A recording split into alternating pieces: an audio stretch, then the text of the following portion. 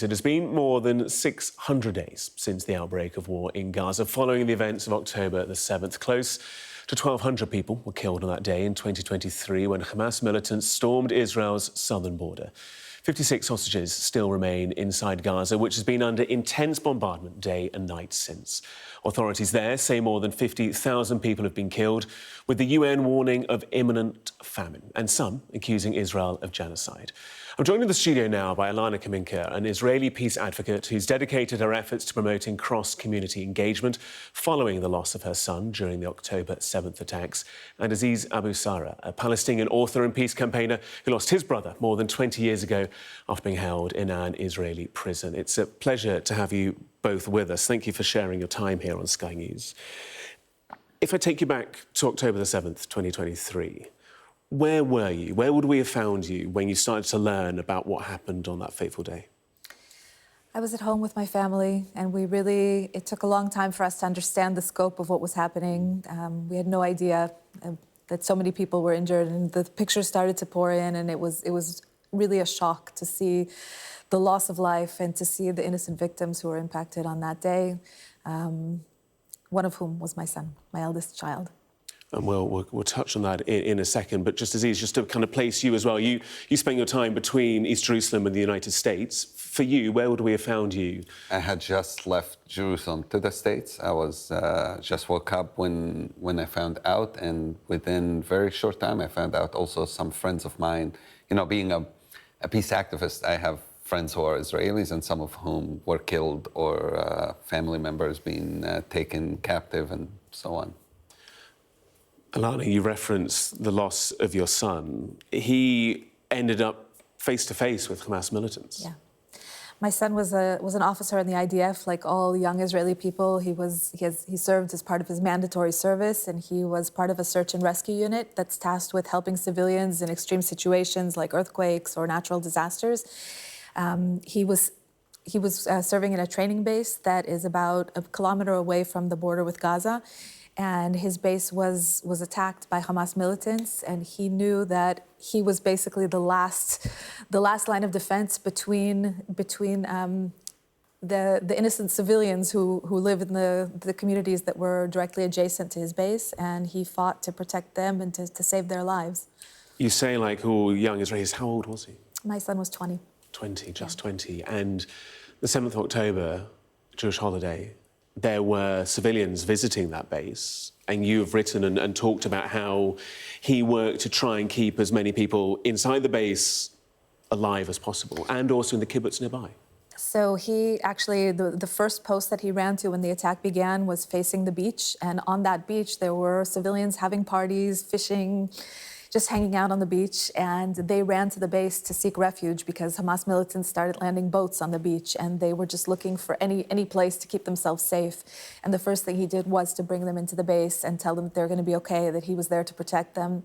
And then later on, he moved on to a different post where his friends were under heavy attack. And again, in his mind, I'm sure at all times, he was thinking about the civilians who are in the communities right adjacent to the base where he was serving.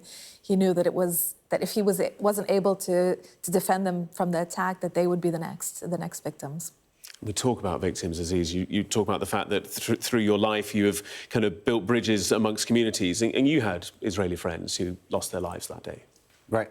Vivian Silver, who's a friend for 20, maybe more, 15, 20 years, was killed in that day. And then people I knew who lost family members, and then who had family taken or friends taken captive as well into Gaza.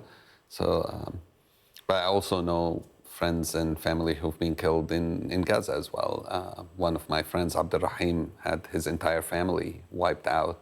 50 people were killed there.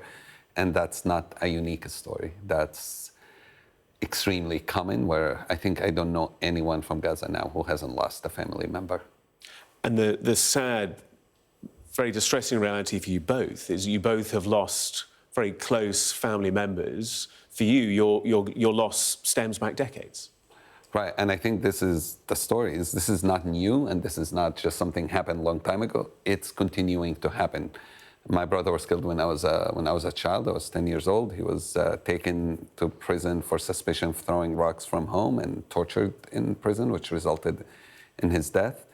And what it does to you when you have family member killed, it destroys you in some ways. And I think of all the children who are going through that in Gaza or in Israel. I grew up hating anything that has to do with Israelis or Jews. And it took me 8 years to overcome that. And I think of how many people going through the same thing I've gone through when I was a child.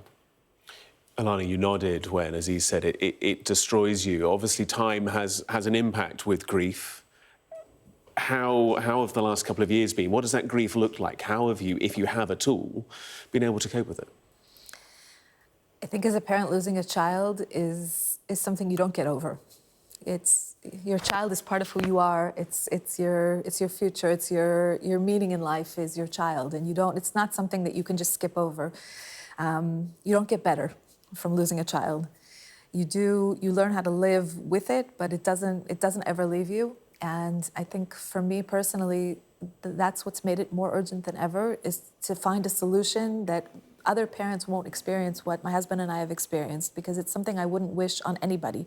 Palestinians or Israelis, I don't think anyone deserves to lose their child. And I think it's up to us to find a way to make this stop happening. Because what we're doing now, as Aziz mentioned, it's deepening the cycles of violence. It's creating more anger, it's creating more desire for revenge, and it's creating more people who are going to be in the horrible situation of losing their loved ones. And that's something I can't abide by, because I know personally and deeply what it means for anyone on a personal level. You both have had a similar response to very different situations, but as you both have alluded to, there are many people that turn a different direction and kind of double down on that resentment, that hatred, that anger, that division, that violence. Why have you taken the stance that you have? And how hard has it been maybe to walk in a different direction to others who've maybe tried to pull you in a different way? Yeah, I think if you're lost in the desert and there's no water and you're dying of thirst, you call for water, you cry out for water. That's the normal thing. If we in a situation of killing and people dying left and right, a lack of peace, then you cry out for peace. It's the normal thing, I think, to do. And because we've gone through it, we understand what it means to lose a family member, but we also understand what it is for our friends. I would say in the last 2 years, the most people who have been outspoken for peace are people who've lost family members. Even I mentioned my friend Abdurrahim from Gaza. I introduced him to one of my Israeli friends who lost his parents in October 7th. And these two had the most unbelievable conversation and empathy.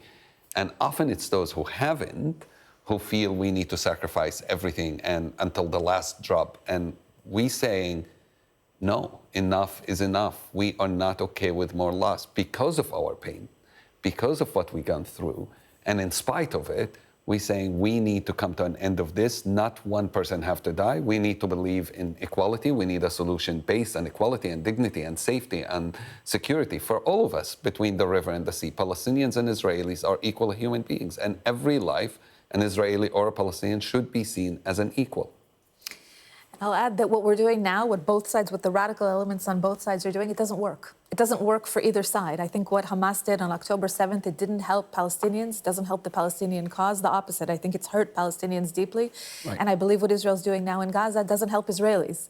It's not leading us towards any solution. All it's done is create more and more trouble for both sides. And so if something isn't working, you have to change it. You can't continue doing something that isn't working and expect to see a different outcome. And so for me, that's what makes it very clear.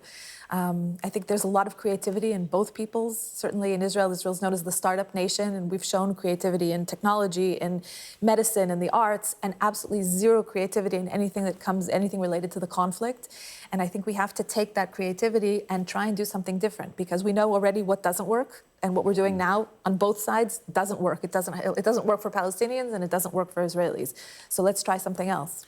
There's been a lot of talk on the international stage of a just and lasting peace, both in response to the current conflict, but I think also the wider situation that, as we've acknowledged, has gone on for decades. I wonder whether that will be achieved or whether there is more of a realistic reality. What is a realistic peace, do you think, between the two sides? Can they get as far as just and lasting? First, peace is definitely possible. I think I've traveled to many conflict zones. I was in Northern Ireland recently, I was in South Africa, I was in Rwanda, and in Colombia, each one of those, if you came a year before the agreement has been reached, people would have told you peace is impossible. And then it happens. But for peace to happen, we need a true international support and intervention. We need people to really care for it all over the world. We need to be pushed towards it. Don't leave us alone and say, oh, the Israelis and Palestinians will work it out. No, we need your support. We need the British government, we need the French government, we need the American government, we need the Arab governments to all be involved.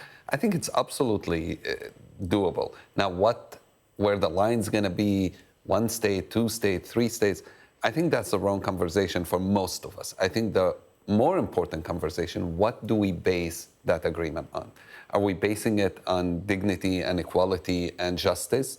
Or are we basing it on just talking about these lines without really thinking about the deeper aspects? Because you can have 2 states and end up with a war like Russia and Ukraine. You can have 1 state and end up in a genocide like in Rwanda. We have to think about what are the values we basing this. Ending the occupation, absolutely. A place, a reality where both of our peoples feel dignity and feel safety and feel equal.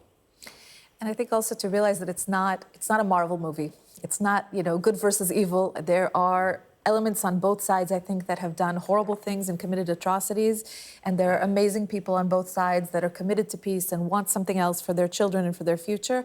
And it's not useful, it's not helpful when people demonize one side or the other and try and make it seem like a good guys versus bad guys situation.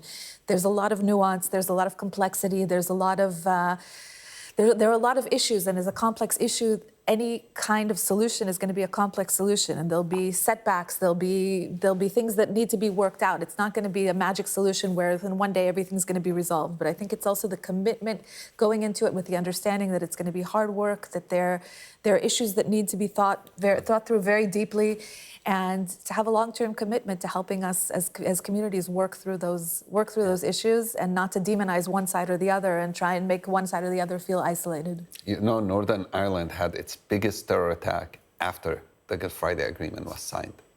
After, not before. And so setbacks will definitely happen. That's why we need to remind people, not only do we need an agreement, we need a commitment after that agreement, knowing there will be people who will try to sabotage anything we succeed at. And we need to be united in saying, no, we're not going to this violence because it doesn't work. How heard do you both feel? Because there are very loud voices in both communities, from Hamas to Ben Gvir, who talk a very different language to what we're hearing at the moment. How heard do you feel, and how much hope do you have that your voices and voices like those will gather momentum, will gather volume, and eventually will be the ones that dominate this conversation? Well, we are heard when people like you invite us and get us on TVs and radios and newspapers.